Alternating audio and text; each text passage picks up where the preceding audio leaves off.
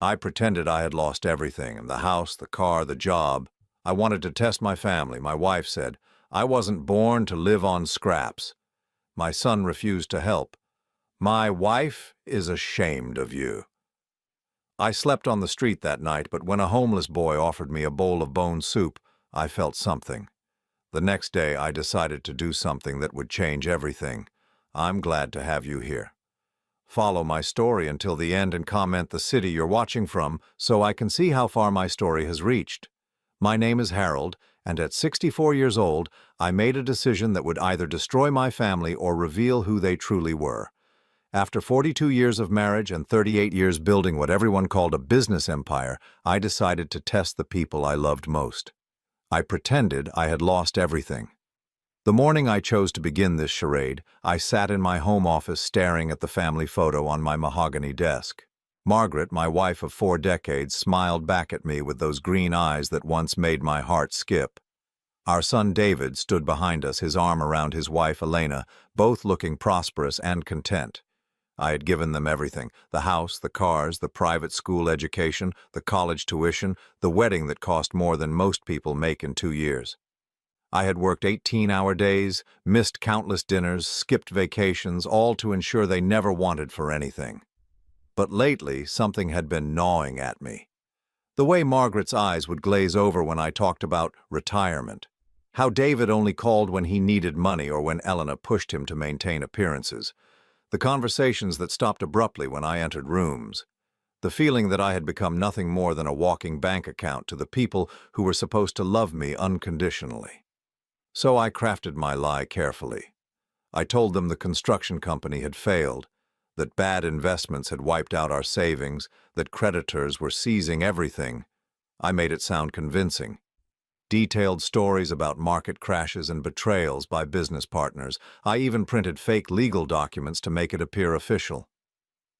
The morning I broke the news, Margaret was in our kitchen making her usual cup of Earl Grey tea.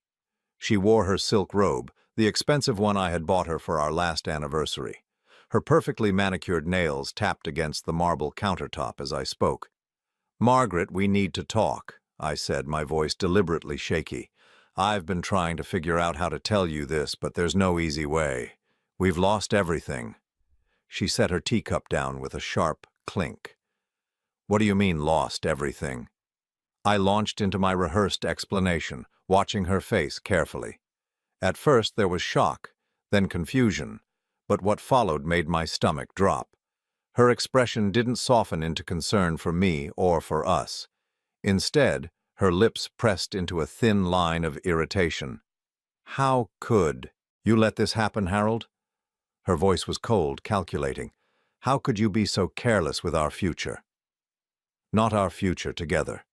Our future, as if mine no longer mattered. "The bank is foreclosing on the house next week," I continued, my heart pounding as I delivered each fabricated detail. "We'll have to move out. I don't know where we'll go." Margaret stood up abruptly, her chair scraping against the tile floor. She paced to the window overlooking our perfectly manicured garden, the one she had spent thousands of dollars landscaping just last spring. "I wasn't born to live on scraps, Harold," she said without turning around. "I won't do it. I simply won't." The words hit me like a physical blow. Not, "We'll figure this out together," or "Money doesn't matter as long as we have each other." Just a flat refusal to stand by me when times got tough. "What are you saying?" I asked, though I was beginning to understand exactly what she meant. She turned to face me, her expression eerily calm. "I'm saying that I need to think about my options. I have friends, Harold. People who can help me maintain a certain standard of living." The conversation with David went even worse.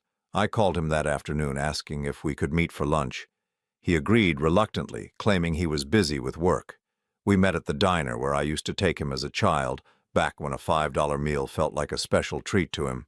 David arrived 20 minutes late, checking his phone constantly as I explained the supposed financial catastrophe. When I finished, he leaned back in the booth and let out a long sigh. "Dad, I have to be honest with you," he said, not meeting my eyes. "Elena and we've worked really hard to build our reputation in this community. Her family has connections, important ones.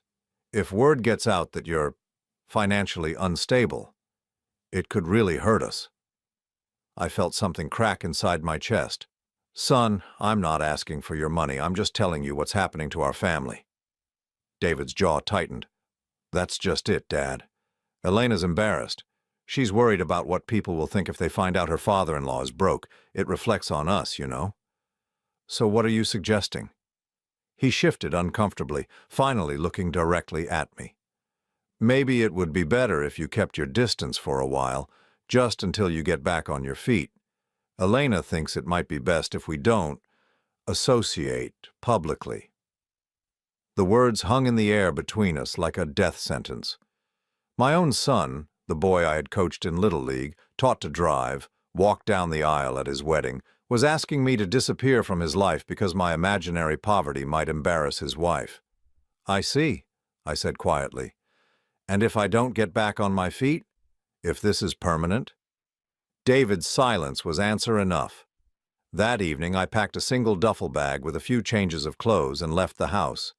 Margaret was in the living room on the phone with someone, laughing softly. She didn't even look up when I walked past. I had told her I was going to spend the night figuring things out, maybe stay at a motel until we could make plans. She had simply nodded and waved me away like I was a minor inconvenience. I drove to the poorest part of town, parked my car several blocks away where it wouldn't be recognized, and walked to a homeless shelter I had donated to for years but never actually visited. The irony wasn't lost on me. I had written checks to help strangers, but my own family wouldn't offer me so much as a couch to sleep on. The shelter was full, and I found myself on the street for the first time in my life. I sat on a bench in a small park, my duffel bag clutched against my chest, and tried to process what had just happened. In the span of 12 hours, the two people I loved most in the world had essentially told me I was no longer welcome in their lives. The night air was cold, and I pulled my jacket tighter around me. A few feet away, a shopping cart rattled as an elderly woman pushed it slowly past, all her worldly possessions contained within its rusty frame. I wondered if this was my future now. Not because I was actually poor, but because the people who were supposed to catch me when I fell had instead stepped aside and let me hit the ground.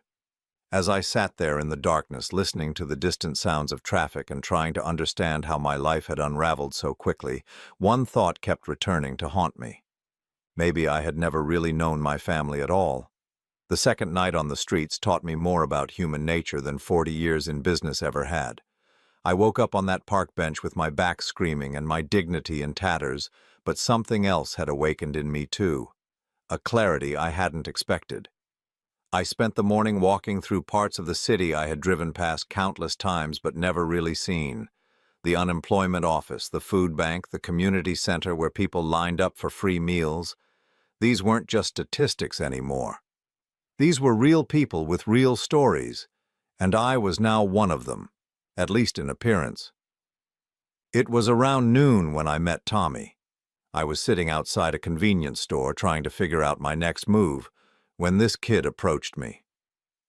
He couldn't have been more than 12 years old, wearing clothes that had seen better days and shoes with holes that let the cold seep through. His dark hair was uncombed and he had that look, the one kids get when they've had to grow up too fast. "Hey, mister," he said, his voice cautious but not unkind. "You look hungry." I was about to tell him I was fine, that I didn't need charity from a child, but something in his eyes stopped me. This kid understood hunger in a way I was only beginning to comprehend. "I'm okay, son," I said instead, "but thank you." Tommy studied me for a moment, then reached into a small backpack that looked like it had been rescued from a dumpster. He pulled out a thermos and a plastic spoon. "My mom used to make bone soup," he said, unscrewing the lid. "Before she got sick. I learned how to make it myself. It's not much, but it fills you up." The smell that rose from that thermos was unlike anything I had ever experienced. Not because it was particularly appetizing, it was thin and watery, but because it represented something I had forgotten existed. Pure, uncomplicated kindness. "I can't take your food," I protested. Tommy shrugged. "I got enough for both of us, Besides, my grandma always said food tastes better when you share it. We sat there on the sidewalk, passing that thermos back and forth like it was the finest meal money could buy. Tommy told me his story between sips. His mother had died of cancer 2 years ago. His father had never been in the picture. He had been bouncing between relatives who didn't want him and foster homes that were overcrowded and underfunded. "Most people look right through you when you're like this," he said, gesturing to his worn clothes. "Like you're invisible or something, but you see everything they don't want you to see." His words hit me harder than I expected. Here was this child who had every reason to be bitter and angry, sharing his only meal with a stranger. Meanwhile, my own family, people who had never known real hardship, had turned their backs on me the moment things got difficult. While Tommy and I shared that simple soup, I decided to check in on my family. Not to crawl back begging, but to see how they were handling my absence. What I discovered made my blood run cold. I drove past my house, our house, and saw Margaret's car in the driveway alongside one I didn't recognize, a black BMW with expensive rims. I parked down the street and watched as a man I had never seen before emerged from my front door. He was younger than me, well-dressed, confident. He kissed Margaret goodbye like he belonged there. The shock of it nearly made me sick. This wasn't a new development. The way they moved together, the casual intimacy. This had been going on for a while. Maybe years. I followed the BMW to an upscale coffee shop downtown and observed from my car as this stranger met with other people, conducting what looked like business meetings. Eventually, I worked up the courage to go inside and ask the barista about him. "Oh, that's Robert Mitchell," she said cheerfully. "He's a regular, real estate developer, I think, always talking about big deals and new projects." Robert Mitchell. The name rang a bell, but I couldn't place it immediately. Then it hit me. He was the developer who had tried to buy out several of my construction sites over the years. I had always refused his offers, considering them lowball attempts. Now he was in my house, kissing my wife. The revelation about Margaret was devastating enough, but what I discovered about David was even worse. I drove to his office building and waited in the parking garage until he came out for lunch. Instead of going to a restaurant, he went to a casino on the outskirts of town. I followed him inside, staying far enough back to avoid detection. What I saw made my heart sink. David wasn't there for a casual meal or entertainment. He was at the poker tables, and from the desperate look on his face and the stack of chips in front of him, this wasn't his first visit. I watched for over an hour as he lost hand after hand, his frustration growing with each failed bet. When he finally left, I heard him on the phone with someone. "I know I'm behind on payments," he was saying, his voice strained, "but I can get the money. My dad's got assets we can liquidate. Just give me another week." My dad's assets. He was gambling with money he thought he would inherit, money he assumed would always be there to bail him out of his mistakes. That evening, I returned to the park where I had met Tommy. He was there again, setting up what looked like a makeshift camp behind some bushes. When he saw me, his face lit up. "Hey, soup guy," he called out. "How'd your day go?" I sat down beside him, feeling older than my 64 years. "I learned some things about my family today, things I wish I hadn't."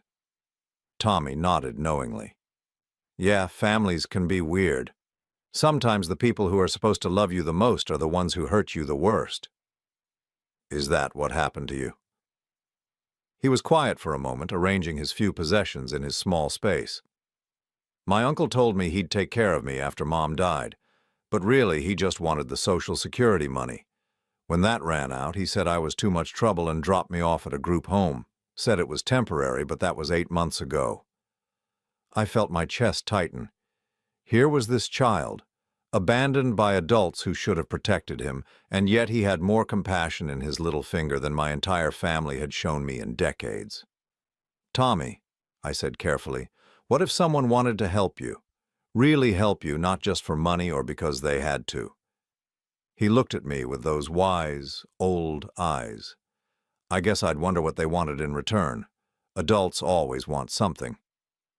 His honesty was like a mirror reflecting all the transactional relationships I had built over the years. Even with my own family, everything had become about what I could provide, not who I was as a person. As we settled in for another night under the stars, I made a decision. Tomorrow I would begin gathering evidence about what Margaret and David were really up to. Not because I wanted to hurt them, but because I needed to understand the full scope of their betrayal, because something told me that what I had discovered today was just the beginning.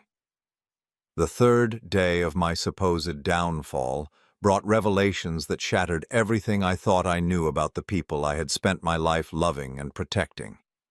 What started as a test of their loyalty had become an excavation of lies. That ran deeper than I could have imagined.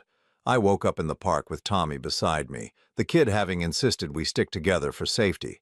As he shared another simple breakfast with me, crackers he had gotten from a food bank, I realized I needed to dig deeper into what Margaret and David were really doing. The glimpses I had caught the day before felt like just the tip of an iceberg. I need to go take care of some business today, I told Tommy as we packed up our makeshift camp. Will you be okay on your own? He gave me that wise look again, the one that seemed too old for his 12-year-old face. You're not really homeless, are you? The question caught me off guard. What makes you say that? Your hands, he said simply. They're soft, and your teeth are too clean. Plus, you don't smell like someone who's been on the streets for months. I stared at him, realizing that this child had more street smarts than I had given him credit for. There was no point in lying to him. You're right, I admitted. I'm trying to figure out if my family really loves me, or if they just love what I can give them. Tommy nodded, as if this made perfect sense. Adults do weird tests sometimes. My mom used to say that people show you who they really are when they think nobody's watching. His mother had been wiser than she knew. I spent the morning following Robert Mitchell, the man I had seen leaving my house. It wasn't difficult. His BMW stood out and his routine seemed predictable. He went to a high-end gym, then to an office building downtown where he apparently ran his real estate development company. But it was his lunch meeting that provided the breakthrough I wasn't prepared for. I watched from across the restaurant as Robert sat down with Margaret. Not a chance encounter. This was clearly planned. They ordered wine, held hands across the table, and spoke in the intimate way of people who had been together for a long time. At one point, Margaret pulled out what looked like house keys and slid them across the table to him. My house keys. I felt sick to my stomach as the implications hit me. This wasn't just an affair. Margaret was giving him access to everything I owned. But why would she need to do that unless... The answer came to me like a punch to the gut, unless they were planning to take it all. I followed Margaret after lunch, staying several cars back as she drove not to our house, but to a luxury apartment complex across town. She used a key card to enter the parking garage, clearly familiar with the place. This wasn't a casual visit. She had been living a double life. The apartment directory in the lobby listed R. Mitchell in Unit 1207. Margaret had been maintaining a second residence with her lover while I worked myself to exhaustion to maintain the lifestyle she claimed to need. But the real shock came when I checked the apartment's lease information through a contact I still had at the property management company. The lease had been signed 8 years ago. 8 years. Margaret had been planning her exit from our marriage for nearly a decade, and I had been too blind to see it. That afternoon, I decided to investigate David's situation more thoroughly. If Margaret had been deceiving me for years, what had my son been hiding? I went to his office building and struck up conversations with people in the lobby, pretending to be a potential client looking for information about David's company. What I learned made my blood run cold. "Oh, David Hendricks," said a woman who worked for an accounting firm in the same building. "I heard his company's been having some serious cash flow problems. Word is, he owes money to some pretty dangerous people." Dangerous people? My son wasn't just gambling, he was in debt to loan sharks. I called an old friend who worked in banking and asked him to do some discreet checking on David's financial situation. What he told me a few hours later confirmed my worst fears.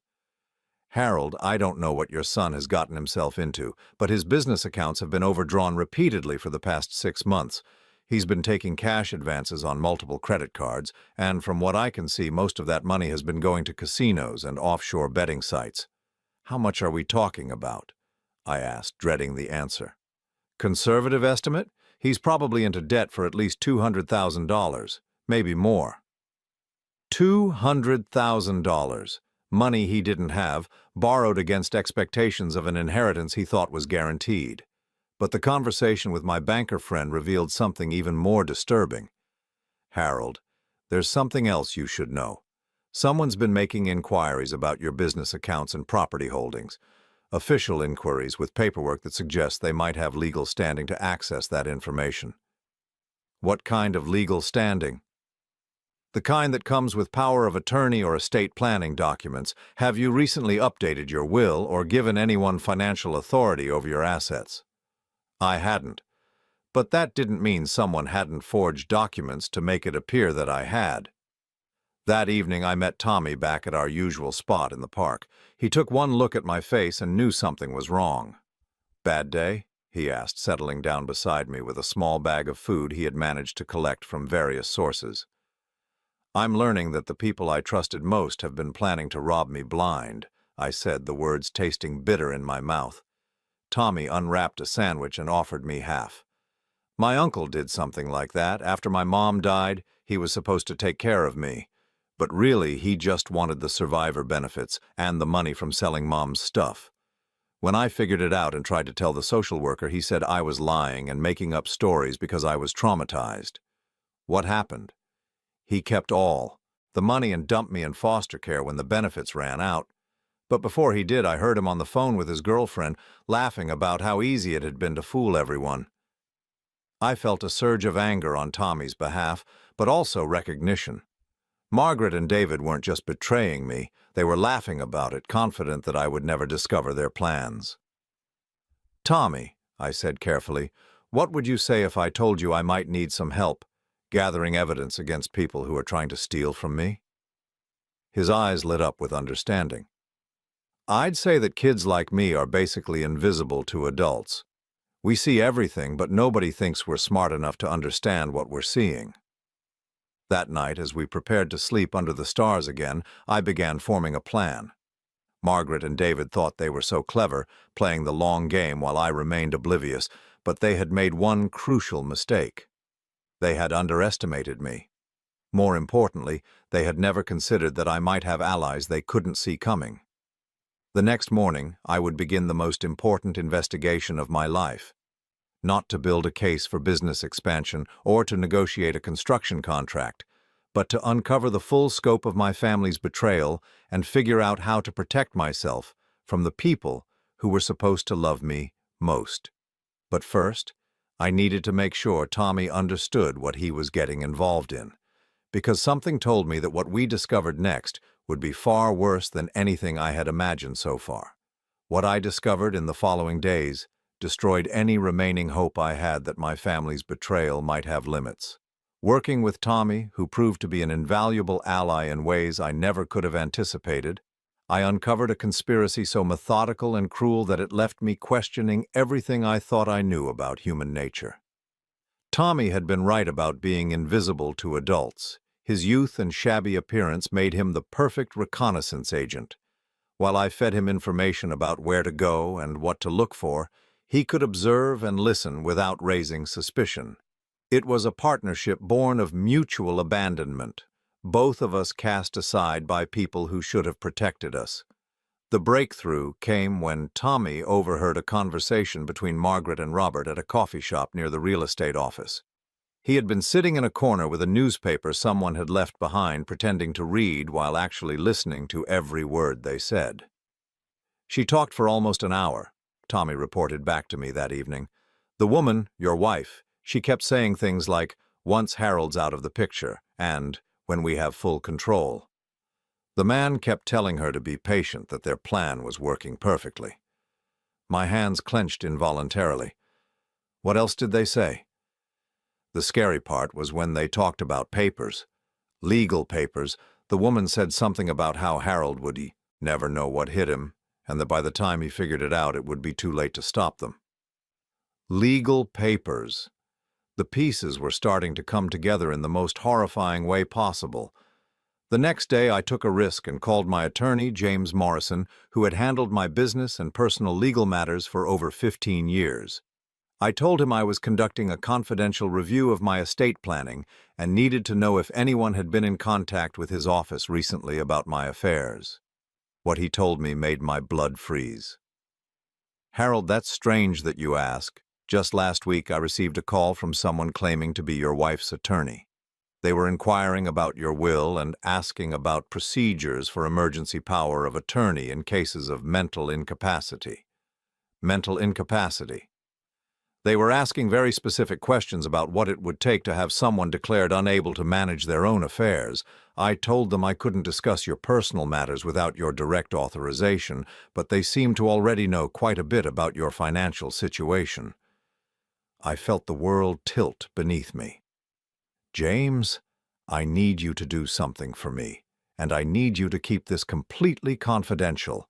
I want you to check if any documents have been filed anywhere with my signature that I didn't actually sign." There was a long pause. "Harold, that's a very serious allegation. Are you suggesting someone might be forging your signature?" "I'm not suggesting anything yet. I'm asking you to investigate."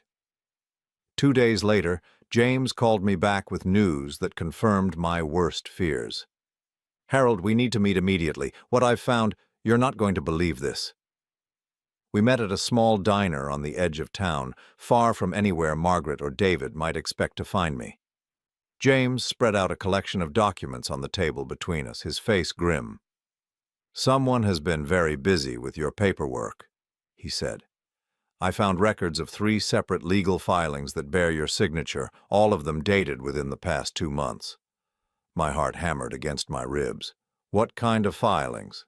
"The first is a revised will that leaves everything to your wife, with your son as executor.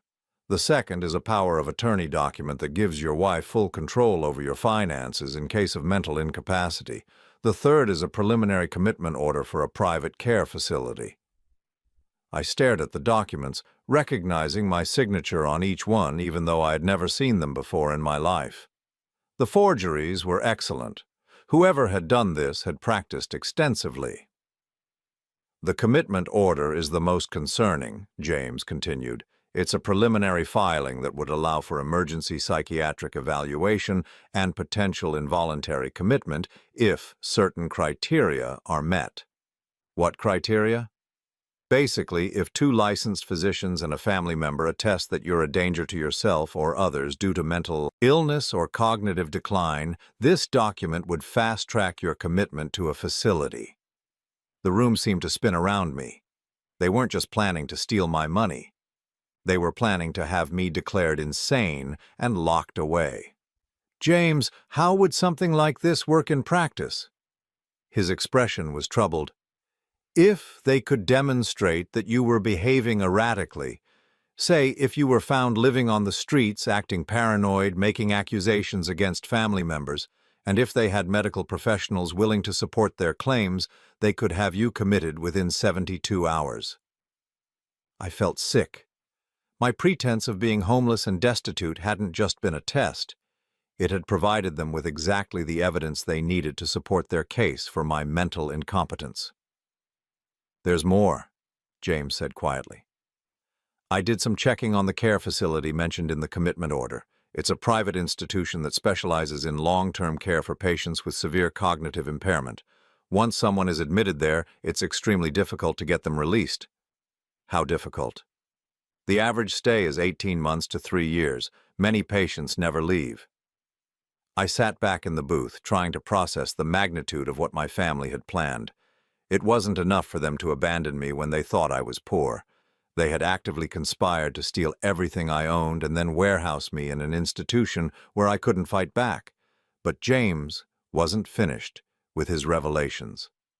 "Harold, I also looked into the real estate transactions you asked me to check. In the past 6 weeks, preliminary paperwork has been filed to transfer ownership of 4 of your properties to something called Mitchell Development Holdings."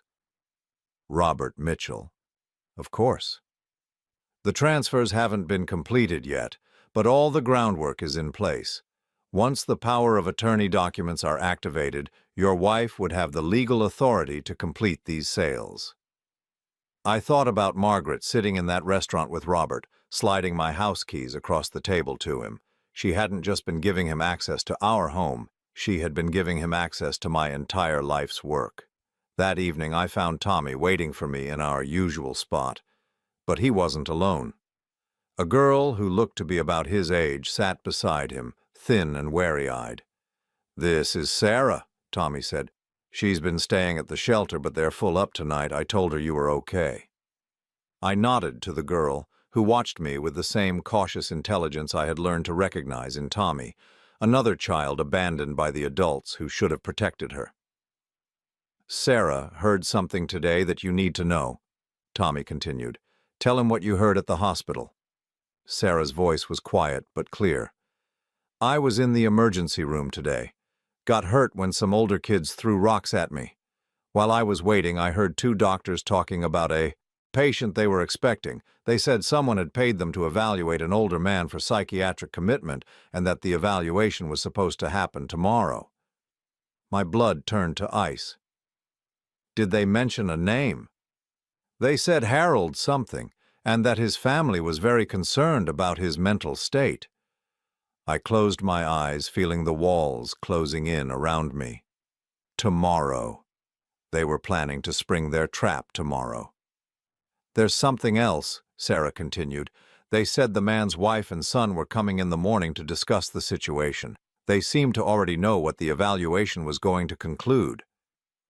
I looked at Tommy and Sarah, these two children who had been discarded by society, but who had more loyalty and courage than my own flesh and blood. They had risked themselves to warn me about a danger I hadn't even seen coming. "Kids," I said carefully, "what I'm about to tell you might sound crazy, but I need you to trust me. Tomorrow we're going to do something that will change all of our lives forever." Because I finally understood what I was really dealing with. This wasn't just betrayal. It was a systematic destruction of my life, planned and executed by people who had smiled at me across dinner tables for decades. But they had made one crucial error in their calculations. They had assumed I would remain helpless and alone. They had never considered that sometimes the people who save you are the ones nobody else bothers to see. The night before my family planned to have me committed, I sat with Tommy and Sarah in an abandoned warehouse on the outskirts of town, finalizing a plan that would either save my life or destroy what remained of it. These two children, cast aside by a world that had forgotten them, had become my most trusted allies in a war I never saw coming. "Okay," I said, spreading out papers on an old crate that served as our makeshift table. "Let me explain what we're going to do and why it's going to work." Tommy and Sarah leaned in, their young faces serious in the dim light filtering through broken windows. Over the past few days, I had come to realize that their street smarts and invisibility to adults made them perfect operatives for what I had in mind. "First, Tommy, I need you to be at the hospital tomorrow morning at exactly 9 o'clock. You remember where the psychiatric evaluation offices are?" He nodded. "Third floor, east wing. I memorized the layout when Sarah was getting treated." "Good. I want you to hide in that supply closet we identified yesterday. You'll have this." I handed him a small digital recorder I had purchased with cash. "When my wife and son arrive to meet with the doctors, I want you to record everything they say." Sarah raised her hand tentatively. "What about me?" I turned to her with a smile that felt foreign after days of betrayal and anger. "You have the most important job of all. I need you to deliver something to my lawyer's office at exactly 10:30 tomorrow morning." I pulled out a thick manila envelope sealed with tape. Inside this envelope are copies of all the forged documents, along with evidence of my wife's affair and my son's gambling debts. But more importantly, it contains something they don't know I have. "What?" Tommy asked, his eyes bright with curiosity. "Proof that I'm not actually broke. Bank statements, property deeds, investment portfolios, everything showing that my financial collapse was completely fabricated. When my lawyer receives this, he'll understand that everything my family has told him about my mental state is a lie." But the envelope was just the beginning of my plan. Over the past week, while Margaret and David thought I was spiraling into helpless poverty, I had been methodically documenting their conspiracy and preparing my counterattack. The first step had been reactivating bank accounts they didn't know existed. Years ago, following advice from a paranoid but wealthy friend, I had established several offshore accounts and domestic trusts under different legal entities. Margaret and David knew about my primary business accounts and assets, but they had no idea about the backup systems I had put in place. "Here's what they don't understand," I explained to Tommy and Sarah. "They think they've been so clever, slowly positioning themselves to take everything I own. But they've only been looking at about 60% of my actual wealth." Tommy whistled softly. "So you're like, secretly rich." "More than that, I'm liquid. I can access cash and make transfers that they can't track or stop because they don't know those accounts exist." The second part of my plan involved turning their own conspiracy against them. With James Morrison's help, I had been building a legal case that would expose not just their fraud, but their intention to commit what amounted to kidnapping and theft on a massive scale. "The beautiful thing about their plan," I continued, "is that they've documented everything. Every forged signature, every illegal transfer, every bribe they paid to those doctors. There's a paper trail for all of it." Sarah looked confused. "But won't you get in trouble for lying about being poor?" I shook my head. "Pretending to be broke isn't illegal. Forging someone's signature on legal documents is. Conspiracy to commit fraud is. Bribing medical professionals to falsify psychiatric evaluations is. They've committed actual crimes while trying to steal from someone who was never actually in danger of losing anything." The third element of my strategy was the most personally satisfying. While Margaret and David had been planning my destruction, I had been quietly investigating every aspect of their lives. What I had discovered gave me leverage they couldn't possibly have anticipated. "Tommy, remember when you followed Robert Mitchell to that construction site last Tuesday?" "Yeah, the one where he was yelling at the workers?" "I did some research on that project. Turns out Robert's company has been using substandard materials and cutting corners on safety inspections. The building they're constructing is supposed to be a senior living facility, but it's not going to pass city inspection when it's completed."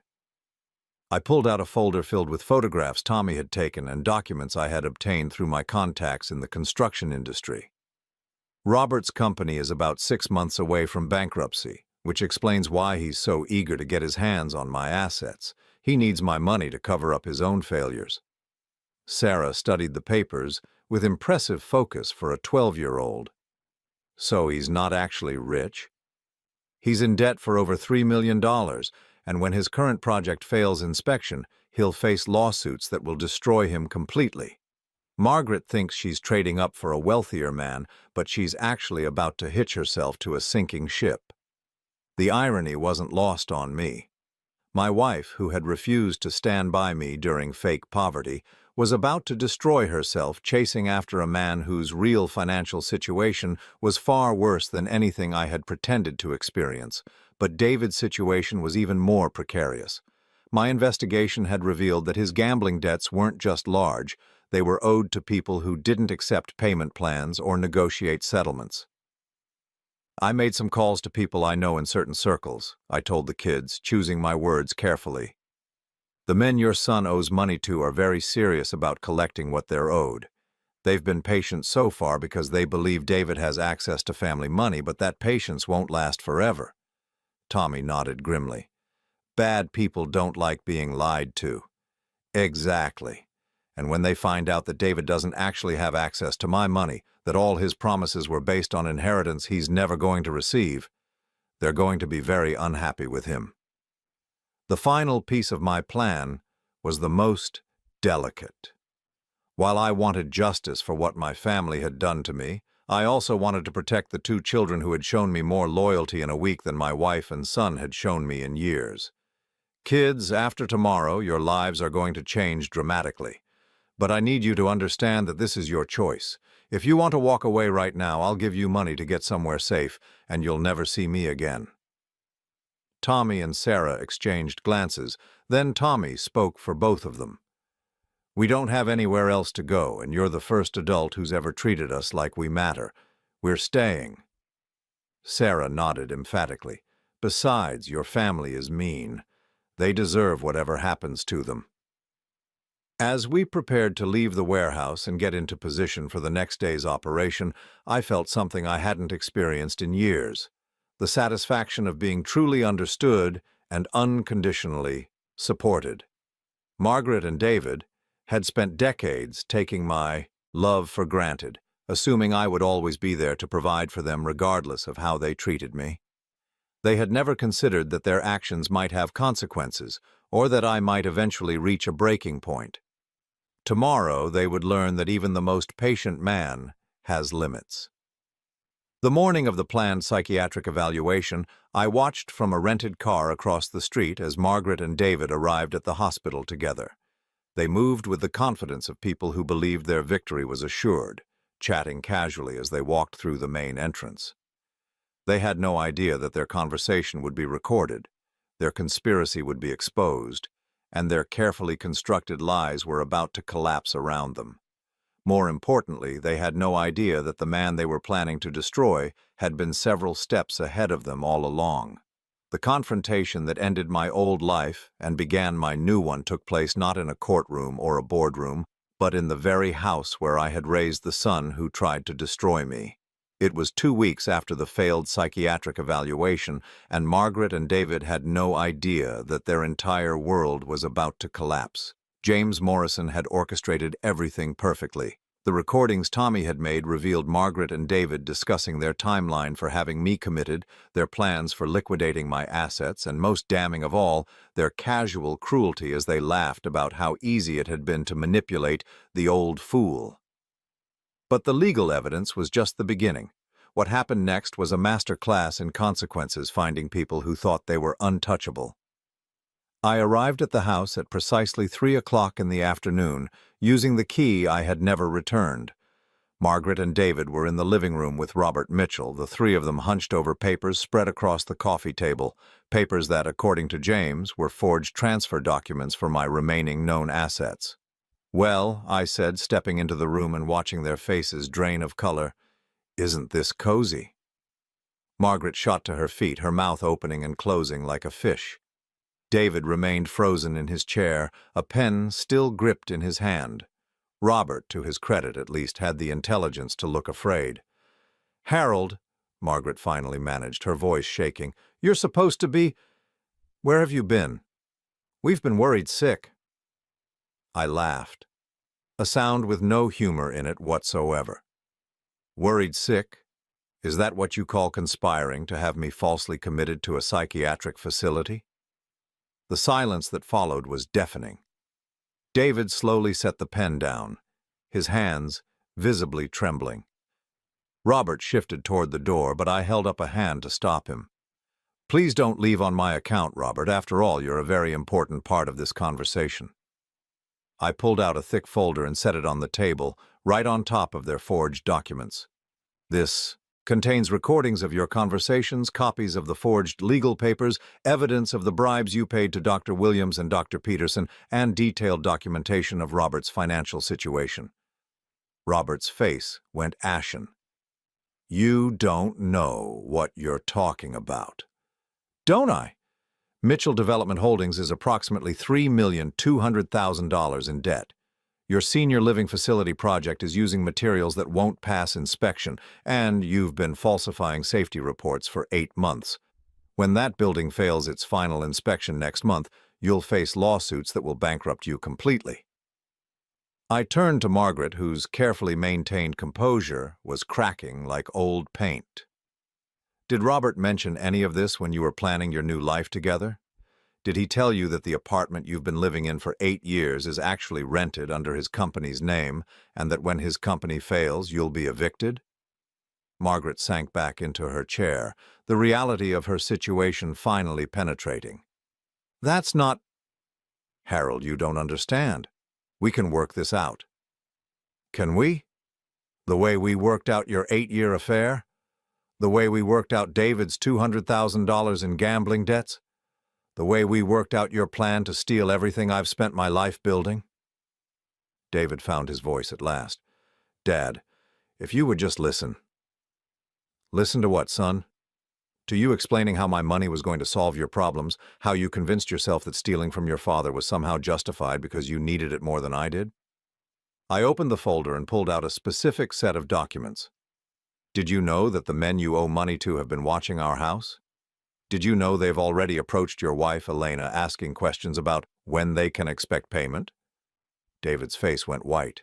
Elena. In all his scheming, he had never considered that his creditors might target his own family.